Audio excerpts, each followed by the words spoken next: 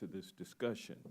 The Economic Development Administration is key to reviving communities under economic stress and creating durable regional economies throughout the United States. And I'm particularly concerned about President Trump's attempt to curb funding for the EDA.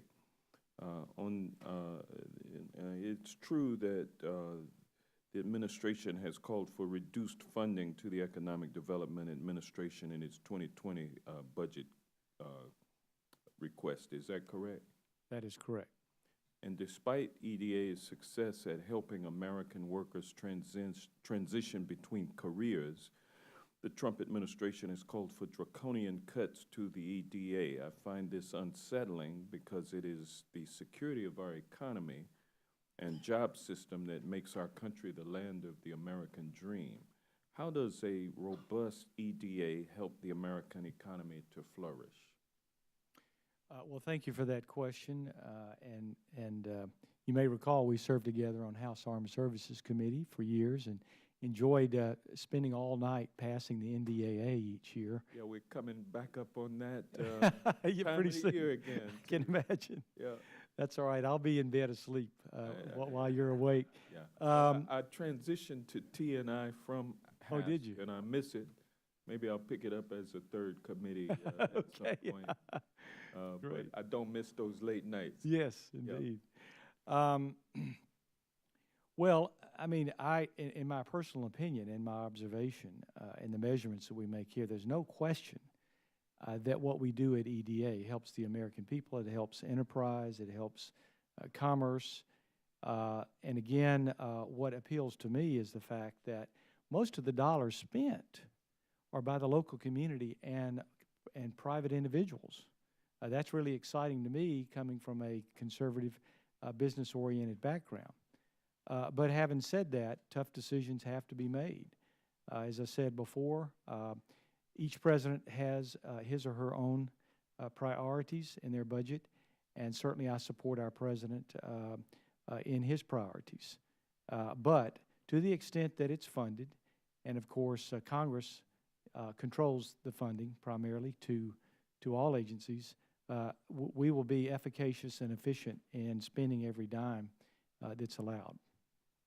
Thank you. Well, it was once upon a time that Congress did have authority over our appropriations process, but it's under severe threat right now.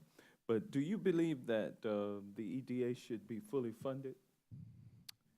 Well, Congressman, I do support the president's budget, and I certainly bend to the will of Congress, whatever Congress decides in association with the president. I mean, ultimately, even though the appropriations come from Congress, the president has to sign it for it to go into law. So if you appropriate the money and the president agrees and signs to it, again, we will continue our operations efficaciously and efficiently, utilizing the taxpayers' money for their good. And there is no line item veto that exists at this point. So if we did plus up EDA, well, I would not expect that there would be an insistence that that appropriation not go through. Mr. Fleming, as fossil fuels become more expensive, innovators in our country are looking for new ways to power American transportation and technology. According to Forbes, more than 500,000 jobs around the world were created in the renewable energy sector in 2017. And as these new alternative fuel sources are incorporated into our infrastructure, the EDA will serve a vital role to help workers transition in our flourishing economy. Are you aware that renewable energy is creating jobs 12 times faster than the rest of the economy?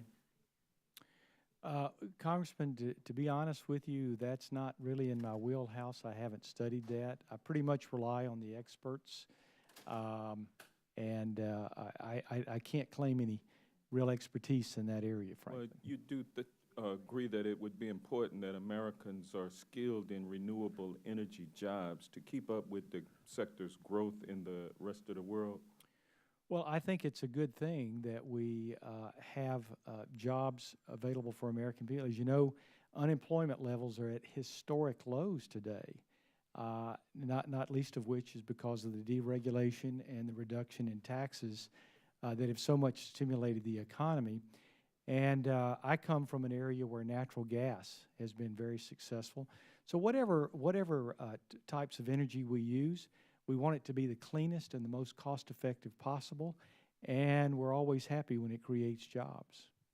Well, you're a true gentleman and a scholar, and I've enjoyed our discourse today. Yeah, thank you. And I long for the time when we can have this kind of discourse with all members of the administration, as opposed to obfuscation and evasion and outright sometimes deception and lies. But thank you for your testimony today. Thank you, and sir. with that, I'll yield back. Thank you, Mr. Johnson.